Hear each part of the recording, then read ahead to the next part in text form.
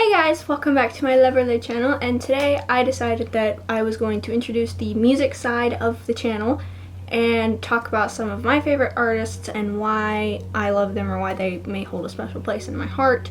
So I have here a list of favorite bands in a playlist that I like to call my Forever Faves, and as well as that I will also be talking about some new favorites that have come up that have actually taken a little space in my heart, and but they haven't been with me for quite as long as a lot of these guys. So why don't we get started? Okay, first on the list is Green Day. Now with Green Day, I have been into Green Day since I was a very small child. I remember in early elementary school, I'm talking like kindergarten, first and second grade, I always got to school ridiculously early. So we'd go to the convenience store, we'd get some donuts and chocolate milk, and we'd sit in the parking lot and eat our donuts and drink our chocolate milk and listen to Green Day until the doors opened for the school, because I was first one there all the time. But yeah, Green Day's always held a very special place in my heart, because they were one of my first ever favorites. Next, I guess I don't know, like there was a whole bunch of bands that came up like right at the same time, so I'm not really going to be able to go in order with any of these, so I'm just going to kind of say who they are and then kind of explain why I love them so much. We'll start off with Nirvana. Nirvana has actually been in my life a very, very long time. My mom listened to them a lot when she was growing up. But yeah, I was born at the tail end of the 90s. I was born in 97. And so of course a lot of my preferences are brought on by what she listened to back when I was a baby. And she listened to a lot of like the grunge music, more shock rock, and things like that. Things like Marilyn Manson, 9 Inch Nails, Bush, Pearl Jam, Stone Temple Pilots, Soundgarden, all of these different bands which have actually gathered a rather special place in my heart, especially along the likes of Marilyn Manson, Bush, and Stone Temple Pilots. Those three especially. Also, there seemed to be like a really big debate about like kind of which side of the spectrum you're on, whether you listen to Pearl Jam or whether you listen to Nirvana. And I always found that kind of funny whenever like I would hear about it online, or my mom would talk about how it was in the 90s, because it's like, why can't you just like both of them? But so all of those groups hold a very special place in my heart. I actually just fairly recently started actually listening to Stone Temple Pilots. I had known several of their songs in the past, but I didn't really know who they were as a group. And unfortunately, after like I really started learning about them and really starting to kind of categorize them into my favorites group, unfortunately we did end up losing Scott Weiland. So that was very sad, because I was like, the second I get into something and the guy why? And it was kind of like the whole, I'm never gonna get to see Nirvana live because Kurt's dead, and then, right whenever I'm like, okay, hey, we should, I really want to see these guys, Scott dies. So it was very sad. It was a very sad time. Bush I got into more in my early to mid-teens, like kind of 13, 14, 15, that age range. And I'd already, of course, heard them before because my mom used to listen to them, and kind of knew who they were. I'd kind of, listened to them on Pandora, here and there. But it wasn't until fairly recently that I actually once again started listening to Bush as a band instead of just, a song that came up every once in a while on my Nirvana station. Pearl Jam I'd actually listened to before all of the others except for Nirvana. Because like my mom would tell me kind of what the songs were about, like especially Jeremy and Alive and Black and all of those songs that you can find on the 10 album.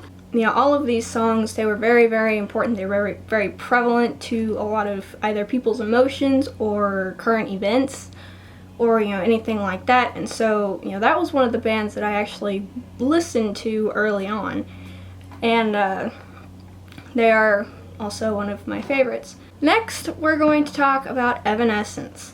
Evanescence I started listening to between my, I'd say 10th and 12th birthdays. I remember listening to them when I lived in Virginia, and I believe South Carolina too, which was the year before that. So yeah, about my 10 to 12 year age range was when I really started listening to Evanescence.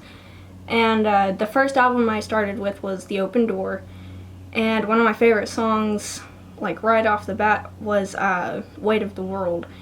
And so, I just kind of started listening to more and more and more, and then as I got older, I started listening to different albums of theirs, and of course Fallen has become one of my all-time favorites. I absolutely adore a lot of the songs on that album. So, Evanescence has been a pretty big part of my music history for several years now. Next, we're going to talk about Linkin Park.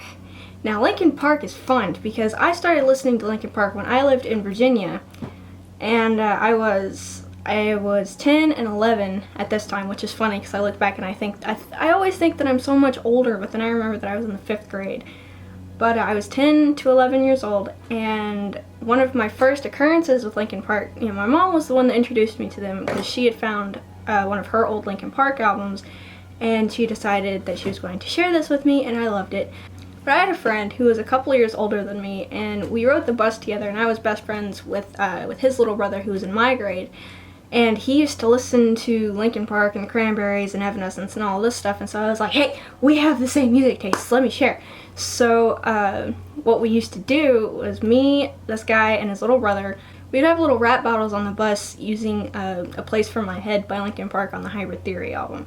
It was so much fun, and every time I think about that, it just makes me so happy, and it makes me feel such nostalgia. But yeah, no, Linkin Park's always been one of my all-time favorites, especially like the old Linkin Park, like Hybrid Theory, Meteora days. And now we're going to talk about Marilyn Manson. It wasn't until about halfway through 5th grade that I really started listening to Marilyn Manson. It was just after I had moved back to Texas from Virginia. And well, of course I had heard him before. My mom used to listen to him. I'd never actually, I guess, properly listened to Marilyn Manson. And so I went ahead and I got on my mom's computer and I downloaded the Antichrist Superstar album that she had on iTunes. And I started listening to it, and I really, really liked it. And this is kind of the time in my life when my music taste kind of took a dark turn. It really started with Marilyn Manson.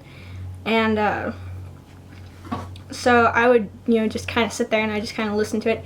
And one of the ways that I tend to deal with anger or, stress or anything like that is I'll listen to something and I'll just sit there and I'll close my eyes and I'll listen to it and I'll just kind of, purge all of that negativity.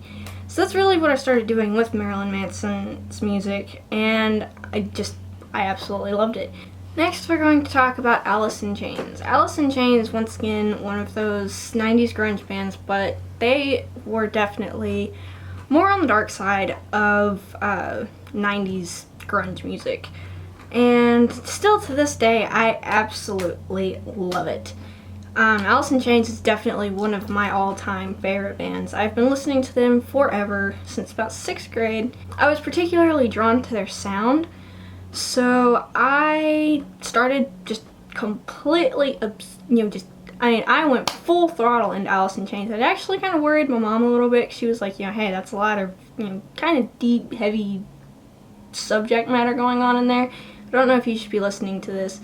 And of course, being little, stubborn teenage me, I was just like, you don't know anything about me!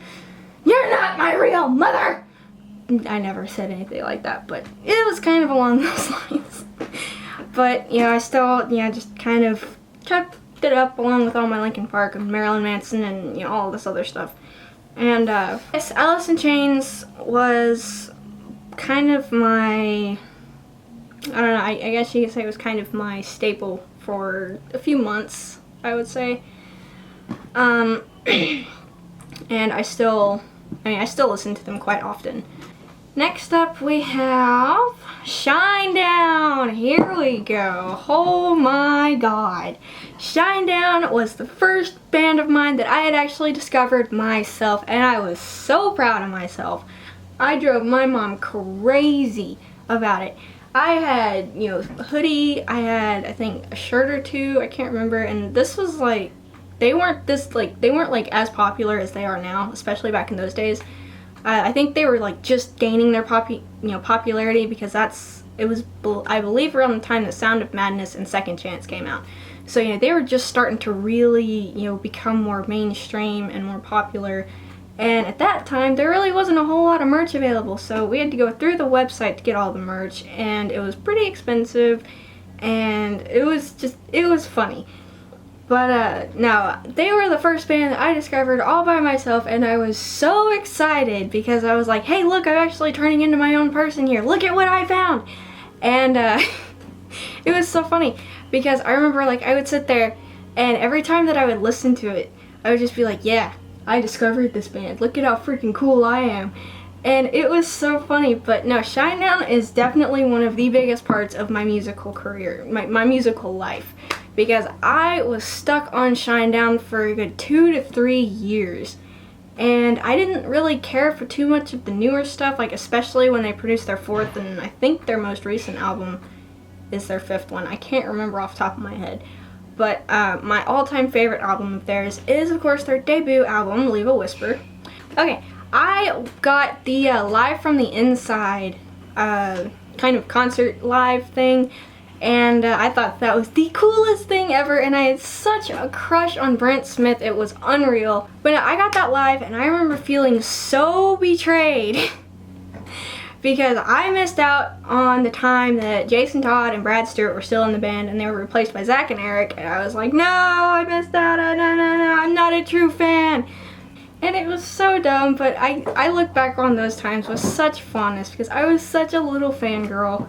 But one of my all-time favorite memories was I was in the Walmart parking lot of this little town that's next to ours. It's not that much bigger than ours. And, but they had a Walmart and we don't, so we had to go over there to go to Walmart. But I was wearing my Shinedown hoodie and, you know, I was feeling all cool and stuff, just going into Walmart. And then I hear 45 playing in some other guy's car. This guy sees my jacket and he turns up the volume and he just, like, points at me and he yells. And I turned around and I actually heard it and I was like, oh my God, there's another one. Because, like, especially in this area, in the area that I live in, you don't really hear too much about people being into the same kind of music that I'm into. I rode a high that entire day. I was just like, that was the coolest thing I've ever experienced. Oh my God.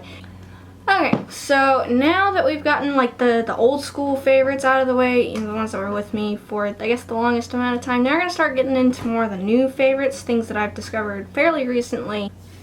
Number 1. K-pop. The reason why I'm just kind of lumping K-pop together is because there's so much of it out there. But yes, recently I got into K-pop, and my favorite group ever is Big Bang, of course, VIPs. Like, everybody was so shocked because, you know, here I was listening to all of this, you know, rock and, you know, dark kind of music and all this stuff, and then, oh, K-pop, look everybody, look, it's K-pop. You're just practically shoving it in their face, and they're like, what happened to you? K-pop's good. I really like Big Bang and FT Island and EXO. My next favorite, my next all-time favorite that I'm going to talk about now has completely taken my soul. Every last piece of soul that I have, they took it and ran out the freaking window. And that band would be Tool. I was going through my Pandora channels one day and I was like, yeah, I really need to find some new stuff to put on my phone, you know, or to, you know, listen to. So I started listening to, I believe it was The Pot. I went ahead and I sat myself down. I was like, okay, you're just going to listen to the song entirely. And it was awesome. I was like, okay, what else have I been missing from these guys? So I started looking up videos and I started looking up, you know, all of these different things. And my mind was completely blown. Within like a month or two, I had all of their albums, including their first EP, Opiate, which was like not that common. And I mean, I had everything. And then on top of that, a few months later, I spent $800 and some odd to go see them in San Antonio in January. Man, they even played my all-time favorite song, the Parable Parabola duo. The first time I ever heard that, my eyes just completely started flooding. And, like, it wasn't anything sad or, you know, anything that, like, brought me back to, you know, good memories or anything like that. It was just oh my God, the amazingness of the song and how well produced it was. Not to mention I had a really good pair of earbuds in. So that just intensified everything. And I mean, I had goosebumps, I was shaking, I was a mess, and it was awesome. And then when I heard that live, I have tears in my eyes just thinking about it right now. It was so awesome. because I heard like the beginning of it and I was like, oh my god, this is it, this is it, this is it. And then I was like sitting there and I was like, maybe it'll sound just as good. I swear to God, it sounded even better. Oh my god, what a freaking show. Yeah, so those are my all-time favorites, new favorites, all kind of wrapped up into one thing, and why I love them, fun memories, yada yada yada. This was really cool to do. It was nice to revisit some of those times. And if you like this video, or you like videos like this, you want more of them like this, please, let me know down below. I will also, I am still planning on doing that Q&A, so if you have any questions, please comment down below. Go up to my, go to my socials, anything like that, and I will answer your question in the video. So I hope you guys have a wonderful day, and I will see you guys next time.